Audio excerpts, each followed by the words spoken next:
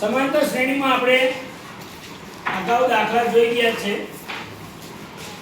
એમાંનો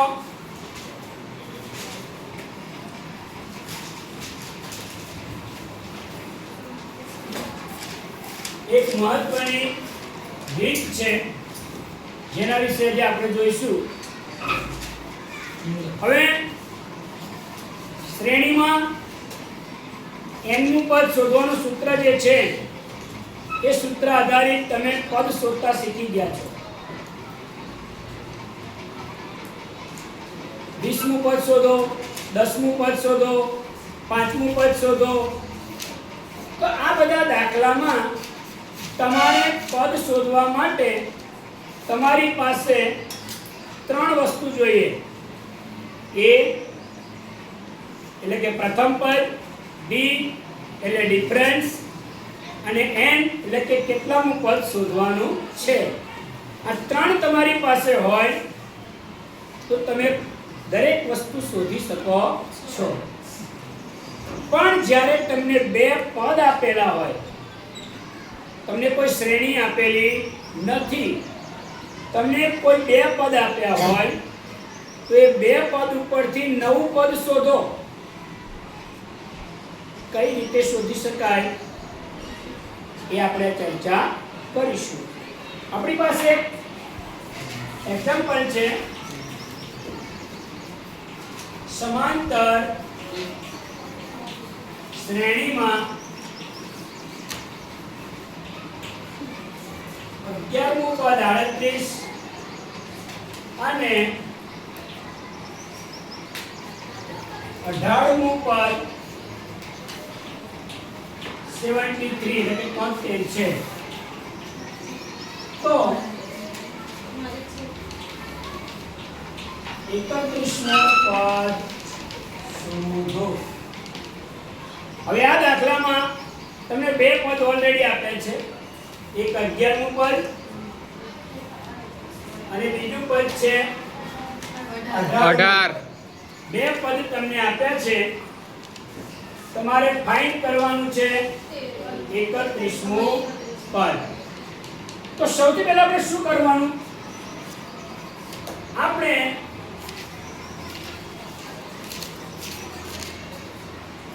n માં પદનું સૂત્ર મૂકીશું.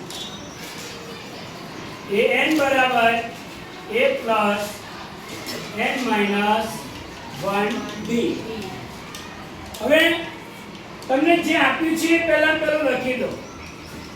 11મું પદ આપ્યું છે કેટલું છે? 38. પછી બીજું કયું પદ આપ્યું છે? એ 18 કેટલા? 73. તમને જે પદ આપ્યા છે એ આપણે લખી દીધા. ગોઠવાના કયા છે? એ 31. 31મું પદ તમારી પાસે છે નહીં. 31મું પદ શોધવું છે એટલે મારો n કેટલો છે? 31 છે. એટલે n તો આપી દીધેલો છે. મેં કીધું ને કે ત્રણ જડીબુટ્ટી જોઈએ. એમાંની એક તો તમારી પાસે છે. કેટલી ખૂટે? બે. કોણ કોણ ખૂટે? પ્રથમ પદ a અને ડિફરન્સ d. આ બે તમારી પાસે આવી જાય તો 3 થઈ જાય. અને ત્રણ વસ્તુ તમારી પાસે આવી જાય તો તમને માંગે એટલાનું પદ તમે શોધીને આપો. તો આપણે સૌથી પહેલા જે આપ્યા છે પદ એની મદદથી a અને d શોધીશું. કઈ રીતે શોધીશું? તો કે અહીં જેટલાનું પદ હોય એના કરતા એક d ઓછો હોય છે. એટલે a11 બરાબર a પ્લસ 10d. આ થાય. તેથી a11 કેટલા છે? એટલે a પ્લસ 10d. આ બેનું ટોટલ કેટલું થયું? 38. તેવી રીતે આ બાજુ જુઓ. a18 બરાબર a પ્લસ 17d. કઈ રીતે આવ્યું? 18 ઓછા a એટલે કેટલા? 17. તેથી a18 કેટલા? 73 બરાબર a પ્લસ 17d. આ રીતે બે સમીકરણ આવી ગયા.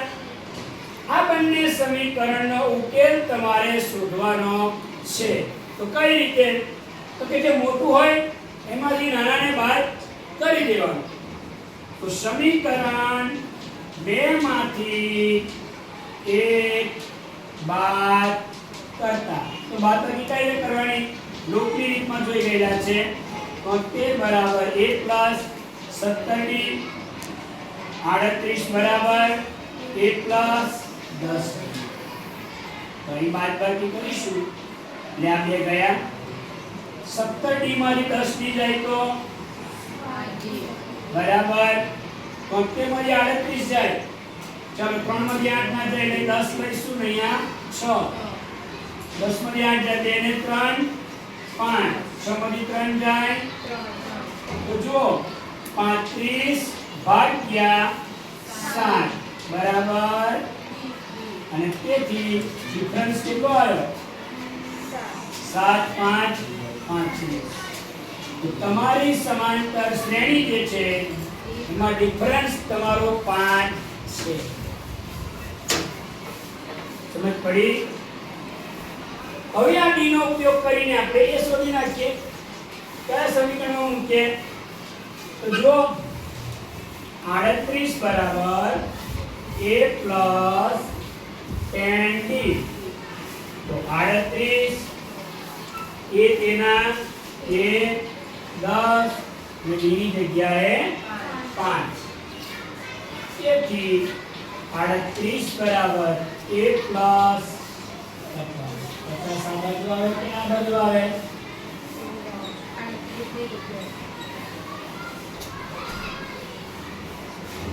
50 આ બાજુ આવશે. તો 38 ઓછા 50 બરાબર 1. તો જો પ્રથમ પદ માઈનસ માં આવે છે, પ્લસ માઈનસ માઈનસ, 50 માંથી 38 જાય બહાર. મોટું પણ છે બેમાંથી એ મોટાની તમે જોઈ શકો છો. તમારી પાસે a પણ આવી ગયો, ડિફરન્સ d પણ આવી ગયો, અને n તો તમને આપેલો જ છે. તો આપણે હવે કિંમત મૂકીશું. an બરાબર a plus n minus 1d. તો a 31 is equal to Sakshi a કેટલા લઈશ? a કેટલા લઈશ? બધું બોર્ડ ઉપર છે તમારી સામે. અરુણા એ કેટલા લઈશું?